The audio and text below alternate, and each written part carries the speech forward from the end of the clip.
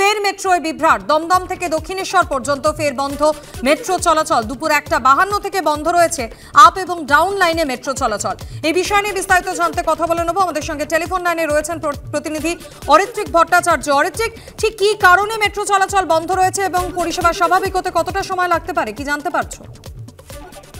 দেখো, যেটা জানা যাচ্ছে, বরানগর স্টেশনের কাছে একটি ট্রেন তখন দক্ষিণেশ্বরের দিকে যাচ্ছিল এবং দক্ষিণেশ্বরের দিকে যাওয়ার সময় থার্ড লাইন থেকে যে বিদ্যুৎ সংগ্রহ করে একটি ট্রেন, সেই যে পদ্ধতিতে কিছু সমস্যা দেখা গিয়েছে এবং তার ফলে ট্রেনটিকে এই মুহূর্তে বিদ্যুৎ সংযোগ দেওয়া সম্ভব হচ্ছে না। প্রাথমিকভাবে চেষ্টা করার পরও সেই পদ্ধতি ব্যর্থ হলে যেটা করা হয়েছে, আপাতত দমদম থেকে দক্ষিণেশ্বর আপ এবং ডাউন দুদিকেই ট্রেন চলাচল সম্পূর্ণরূপে বন্ধ রাখা হয়েছে।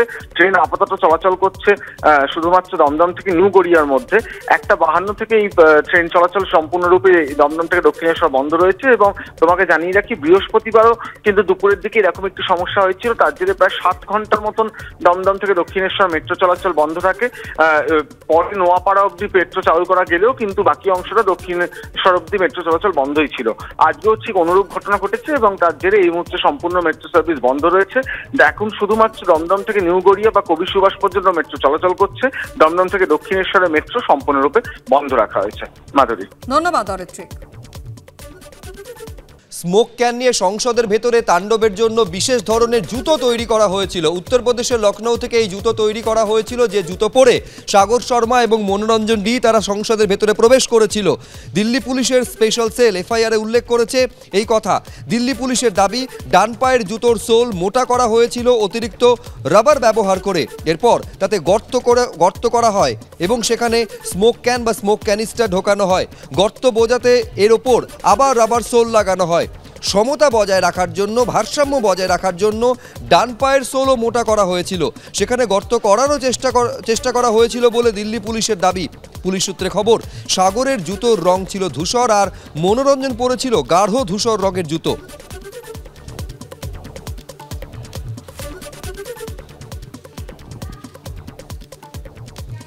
সংসদে যেভাবে স্মোক ক্যান নিয়ে তাণ্ডবের ঘটনা ঘটেছে তা নিয়ে মুখ খুললেন প্রধানমন্ত্রী নরেন্দ্র মোদী। একটি সংবাদপত্রে তিনি তার দেওয়া প্রতিক্রিয়ায় বলেছেন, যে ঘটনা ঘটেছে তা অত্যন্ত উদ্বেগের। বিতর্ক না করে ঘটনার গভীরে যাওয়া উচিত। লোকসভার অধ্যক্ষ গুরুত্বের সঙ্গে প্রয়োজনীয় পদক্ষেপ করছেন। একটি হিন্দি সংবাদপত্রে আলাপচারিতায় এই মন্তব্য করেছেন প্রধানমন্ত্রী।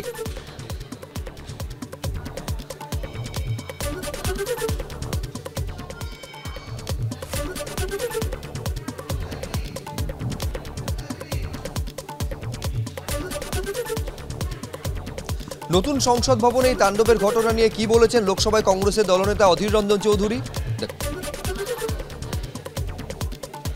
আজ কত তারিখ প্রধানমন্ত্রীকে নিশ্চয়ই স্মরণ করে দেওয়ার দরকার নেই। 17 তারিখ, এতদিন পর তার মনে হলো এবার কিছু বলা দরকার। তার তো প্রথম দিনই পার্লামেন্টে এসে বলা ছিল যে আমি আছি, তোমরা ঘাবড়িও না। সারা দেশকে সুরক্ষা দেওয়ার জন্য যিনি গ্যারেন্টি দিয়ে থাকেন, সে মোদি গ্যারেন্টির জায়গায় মোদি এখন মুশকিলের নাম হয়ে গেছে। আগে বলা হতো মোদি হ্যায় তো মুমকিন হ্যায়, নতুন স্লোগান দিতে হবে মোদি হ্যায় তো মুশকিল হ্যায়।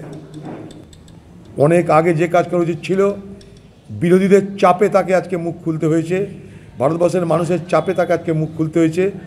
এ কথা তার পার্লামেন্টের মধ্যে এসে দাঁড়িয়ে বলা উচিত বলে আমি মনে করি। এটার নামই কার্টেসি। অটল বিহারী বাজপেয়ী এটা করেছিলেন, আজকের প্রধানমন্ত্রীও এটা করা উচিত বলে আমি মনে করি।